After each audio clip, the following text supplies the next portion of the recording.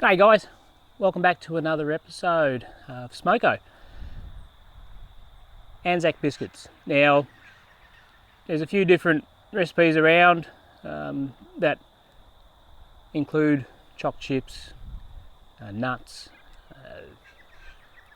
raisins. They're not an Anzac biscuit, they are a cookie. Today I'm doing a traditional Anzac biscuit. Now these go back to the First World War, possibly a little bit earlier, but from my understanding, they were a biscuit that was produced by the women back here in Australia and New Zealand for the Anzacs, which is the Australian and New Zealand Army Corps, and they were shipped over to their husbands and partners and to the fellows serving overseas. They store well, and some of the stories were that they were quite a very hard biscuit back then, very dry, and sometimes they'd even crush them down, you know, make them into a bit of a porridge. But fortunately we don't have to worry about that today if we do it right. So basic ingredients: flour, rolled oats, desiccated coconut. There's a little bit of to and fro there back to the originality of that, but it is well within the rights these days to use in the Anzac biscuits.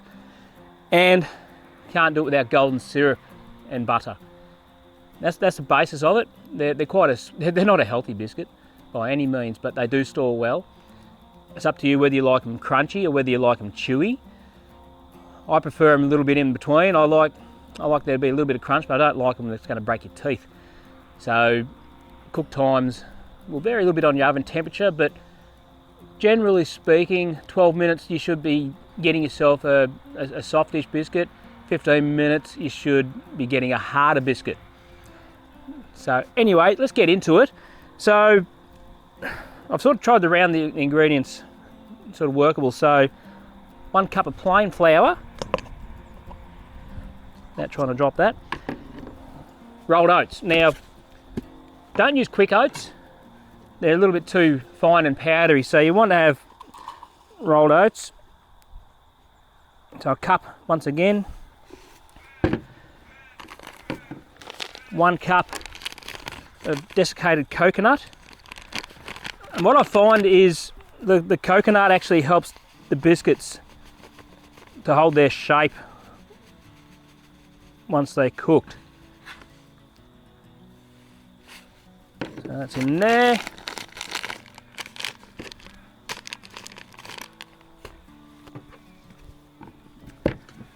Right, 3/4 cup of caster sugar. You could use normal white sugar if need be, but I find it just helps to break down a little bit quicker with the caster sugar. And just give it a good mix together so it's all well incorporated. And that is the basis of all your dry ingredients. Now, we do use that baking soda, but that actually goes direct to the wet ingredients, which we'll get to in a second. All right, so that's all nicely put together there. That's all good and happy to go. So what we do here, we're after 150 grams of butter.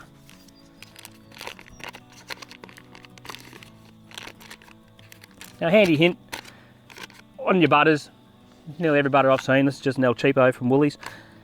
They have it in increments there, so 50, 50, 50, 50. So all you need to do is just go along with the knife and just cut off the block to correspond. So I'm after 150 grams, so that will be roughly there.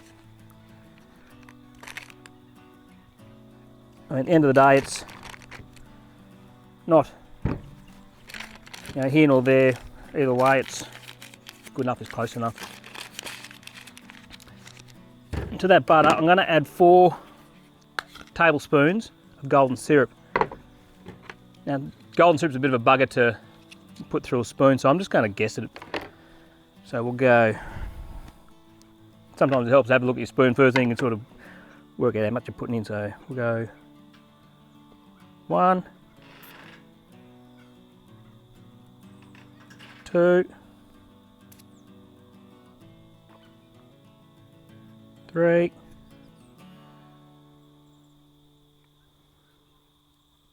4. There we go, right. If you want to use a measuring spoon, go for your life, but once again, close enough is good enough with this. So what I'm aiming to do here, just melt this butter and golden syrup down until it just starts to come to the boil.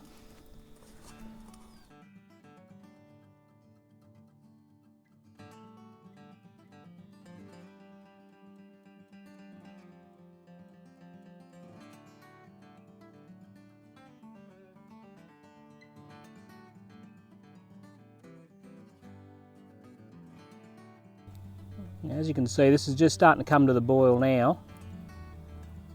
Starting to bubble up. So what I'm going to do now is I'm going to add my bicarb.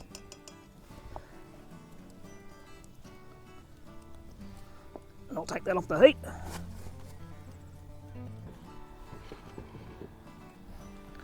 That's foamed up nicely there. So from there, what we do, put that straight into our dry mix.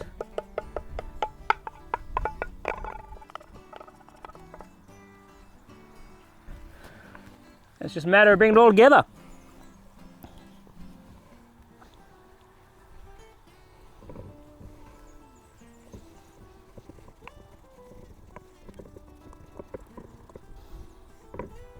You'll know when it's all well incorporated and the right consistency, because you should be able to pick it up and form little balls.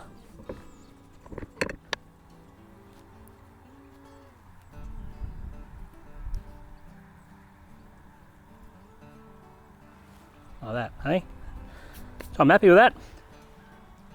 So first things for me to do now, I'm going to have to get my camp oven on. And then I'll make some of these up. Righto, so while that oven's just preheating, I'll get my first little batch sorted.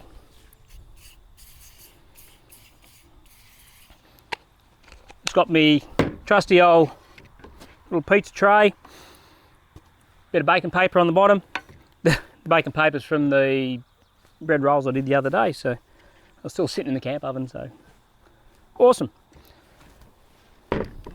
So what we're wanting to do here is just literally roll up our balls yay big. Just going to place them around the tray. I'm going to allow a little bit of room to spread. I'm obviously not going to get all this in one batch.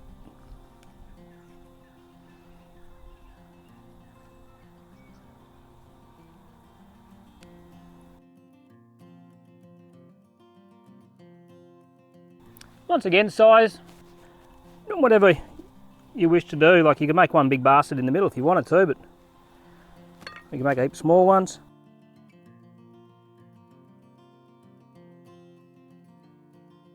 Right. Then all you need to do from here is just press them down a little bit. I'll grab a fork. Now, you don't need to plant them right down flat, because they will flatten out as they cook to a degree.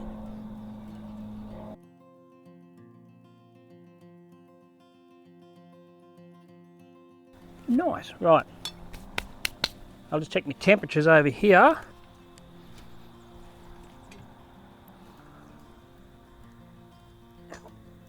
Yeah, son of a. Right.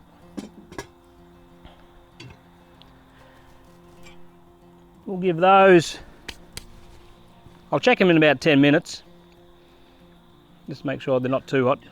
You're looking about, you want to be around 180, 190 degrees. And yeah, we'll give them 10 minutes and I'll come back. We're looking for about 12 minutes hopefully in total, but we'll see. Alrighty, let's check these out.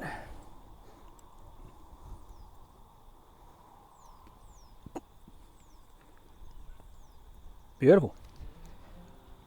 Okay, they've spread a little bit and they might be touching, but don't let that discourage you. They do actually, once they start to cool a little bit, they will come apart and they will taste perfectly fine. So they were in for about,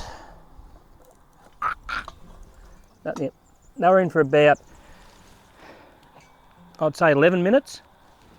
The oven is a bit warm, but when I chuck the second batch in there, I'll be able to chuck it straight in. Yeah, that'll put a bit spot on temperature then. Alright, so what we'll do is we'll let them cool on the tray for a couple of minutes, just to let them firm up a little bit. Then I'll transfer them to the wire rack. So while they're still a little bit soft, because they have joined together, I'm just gonna, ow, that's a little bit warm on the side there still. There we go. I'll just give them a little bit of a, actually, I reckon they're about, I can just about get them off there now. So yeah, so you can actually mould them a little bit whilst they're still hot. But yeah, no, it's just presentation, it doesn't really matter too much. They're going to taste exactly the same.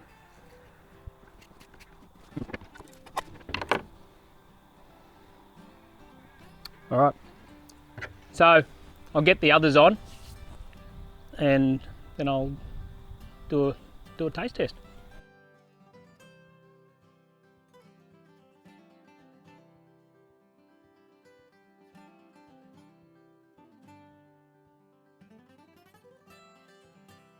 So as the sun's going down on a lovely Sunday afternoon, I'm very chuffed with these. They've come out pretty darn spot on. And I'd like to think that if these were getting sent overseas many years ago, that the boys on the other side would have been rather happy to see these come in a package. So I'll do the taste test. I already know it's going to be like, but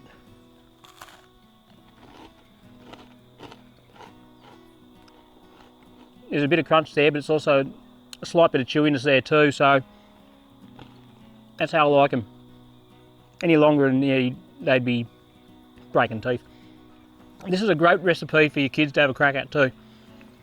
Very, very straightforward and very easy to do in the camp oven. It's quite forgiving with your temperatures. If it's a little bit hot, don't leave them in as long. If it's not quite hot enough, we'll just add an extra couple of coals to it to finish them off. But they taste great and they keep well too. So they're a good one to do when you go away. Once again, with your dry ingredients, except for your baking soda, bung it all into a container, take it with you already mixed. So all you got to do is just add your butter and your golden syrup into a saucepan, chuck your baking soda in, mix her up, and you're ready to go. So very quick, very easy, and they taste awesome with a cuppa in the afternoon. But anyway, I'm going to enjoy these. And until next time, thank you for watching.